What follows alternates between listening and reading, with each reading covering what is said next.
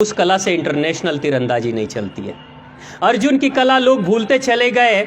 आज बच्चे अभ्यास करते होंगे, लेकिन अंतर्राष्ट्रीय स्तर पर एकलव्य की ही कला चल रही है, 2 उंगलियों से तीर चलाने की। एकलव्य अमर है। आगे पूछो। मेरा नाम है संजना चौरसिया और मैं 10 साइंस में पढ़ती हूँ। क्या नाम बताया बेटा? संजना चौरसिया। संजना चौरसिया। एक बार जोर से ताली। हाँ, मेरा गुरुजी से यह प्रश्न है कि एकलव्य और कर्ण में क्या अंतर था? ठीक है, चलो बहुत बढ़िया। यहाँ आ जाओ बेटा, तुम यहाँ खड़े हो जाओ। ठीक है, आप दोनों के प्रश्न इसके बाद होंगे। आप सबको पता है एकलव्य कौन था और कर्ण कौन था? पता है? तो बच्चे ने प्रश्न किया कि एकलव्य और कर्ण में क्या अंतर है। ठीक है, समझ में बात आ गई। अब एक दूसरी चीज, दोनों बच्चे जो थे एकलव्य और कर्ण, कहते हैं एकलव्य को कि वो एक ऐसी जाति का था जो निम्न जाति कही जाती है समाज की। कर्ण को सूत पुत्र कहा गया। दोनों बहुत अच्छे जाति से नहीं थे।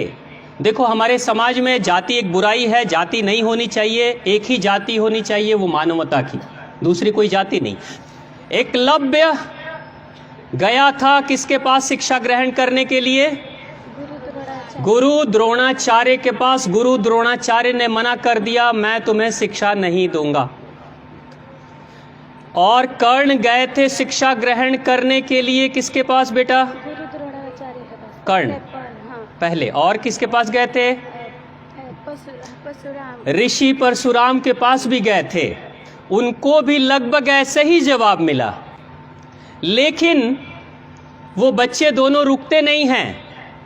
और दोनों के दोनों, एक तो एकलव्य ने अपने गुरु की प्रतिमा बनाकर, द्रोणाचार्य की प्रतिमा बनाकर साधना करने लगा और ये सोच कर करने लगा कि मेरे गुरुजी सामने बैठे हुए हैं और गुरुजी ही मुझे शिक्षा दे रहे हैं।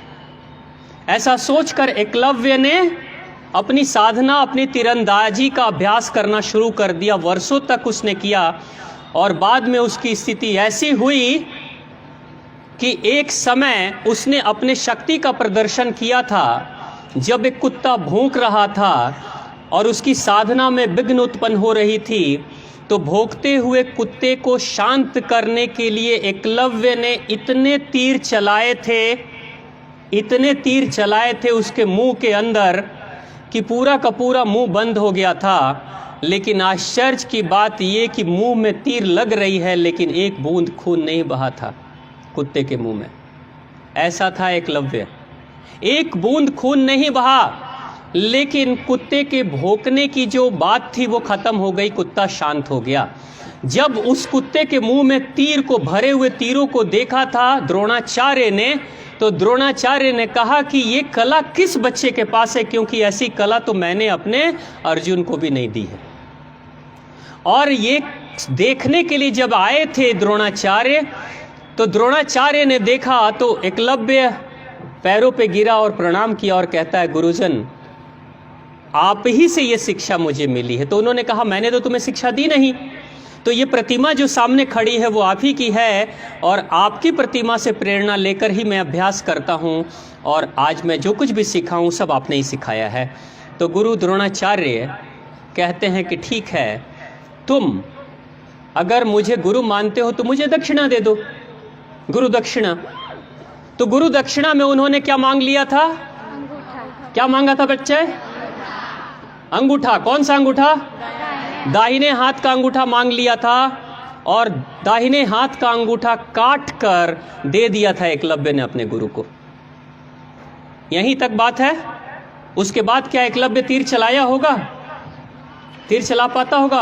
अंगूठे से और पहली उंगली से ही तीर को दबाकर खींचते हैं ना। अंगूठा जिसका कट गया यानी तीर नहीं चला सकता।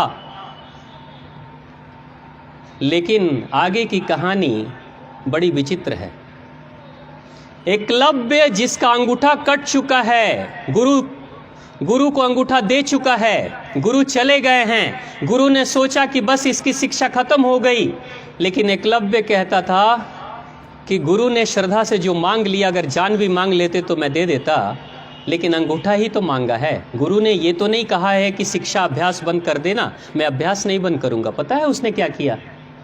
अंगूठा कट चुका था, ये 2 उंगली थी सामने उसके पास, दोनों उंगलियों को मोड़कर बीच में तीर को पकड़कर, इन 2 उंगलियों से तीर पकड़कर और खींचने लगा।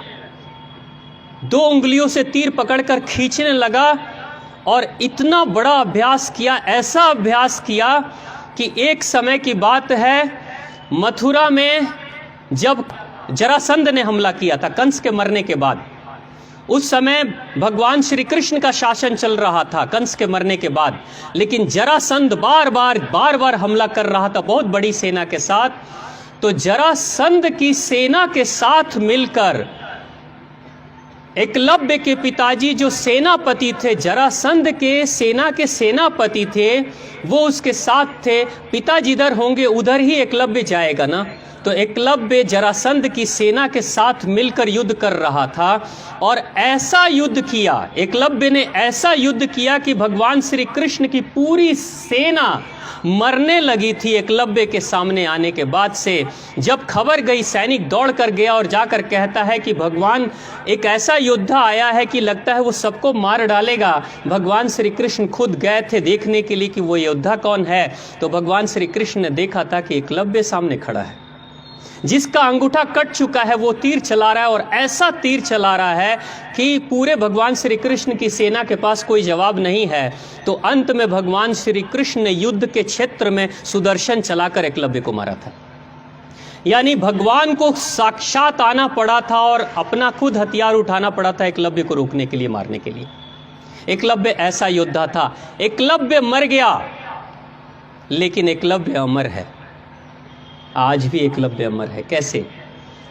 दुनिया में तीरंदाजी होती है ना, आप देखते हो ओलंपिक में तीरंदाजी होती है, नेशनल इंटरनेशनल तीरंदाजी होती है। जितने प्रोफेशनल तीरंदाज आज की दुनिया में हैं, वो सारे के सारे कैसे तीर चलाते हैं?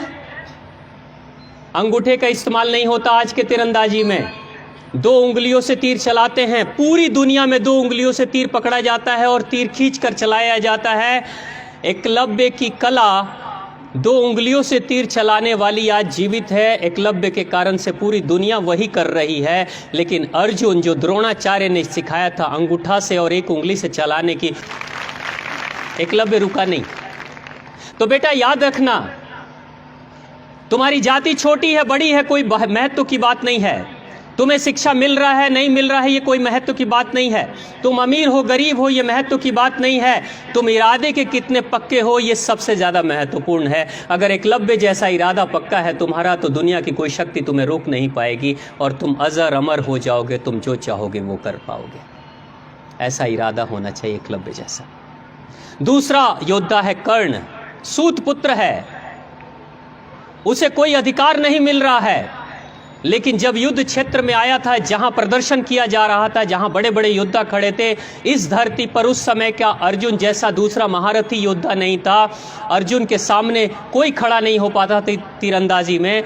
उस समय जब आया था, कर्ण आया था और बोला था कि मैं सामना करूंगा, अर्जुन से प्रतिद्वंदिता करूंगा, तो वहाँ के लोगों ने कहा था सूत पुत्र, यानी जो राजकुमार नहीं है या जो राजा नहीं है, जो कहीं का राजा नहीं है, वो इस प्रतियोगिता में भाग नहीं ले सकता है।